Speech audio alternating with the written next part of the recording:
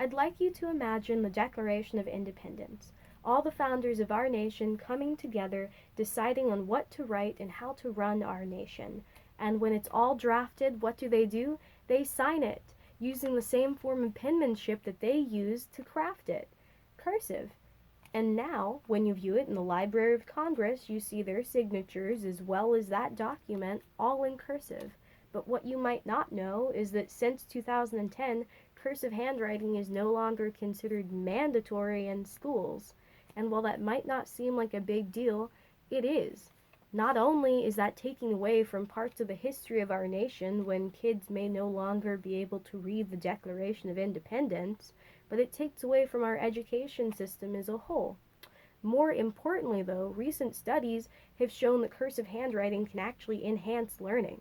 So while we seem to have moved away as a society from cursive handwriting, the question remains, was that a good idea, and should we go back to it?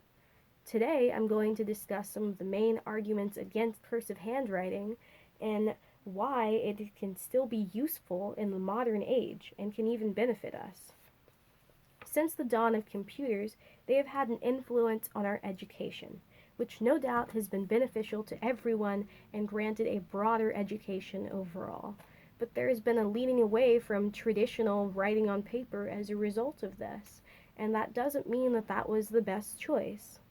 Quoting from Sue Pimentel, the lead writer of English Common Core Standards, we thought that more and more of student communications and adult communications are via technology, and knowing how to use technology to communicate and to write was most crucial for students. I think we have begun to move on as a society because we don't understand how important cursive is, and we want to value technology more. But cursive, beyond being historical, has always been a way to appreciate language, and when you don't teach it, kids aren't learning as well.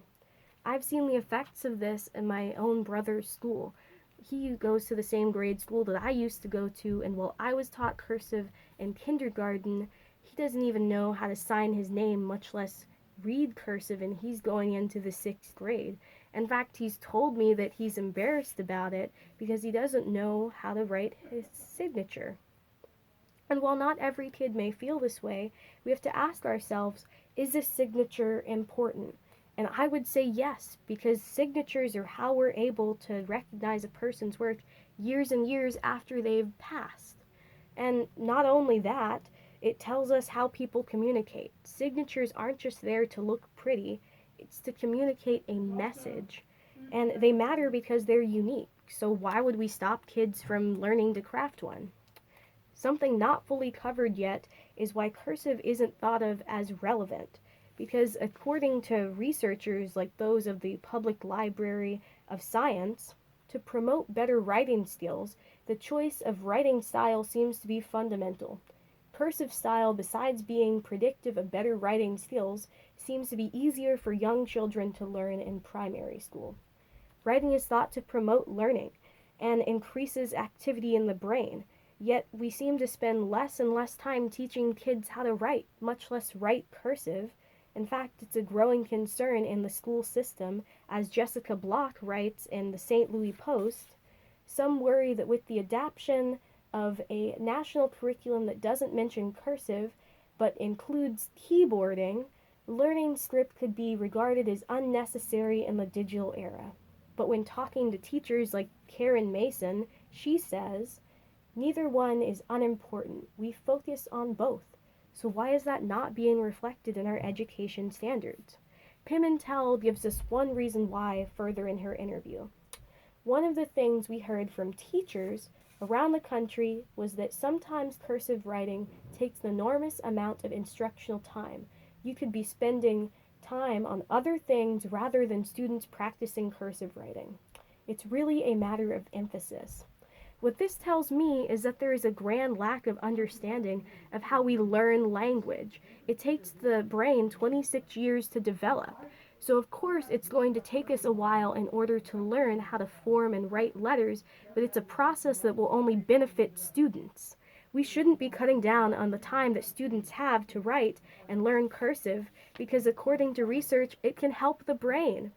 Researchers like Laura Engelhart and Karen James agree in their article they wrote that handwriting is important for early recruitment in letter processing of brain regions known to underlie successful reading.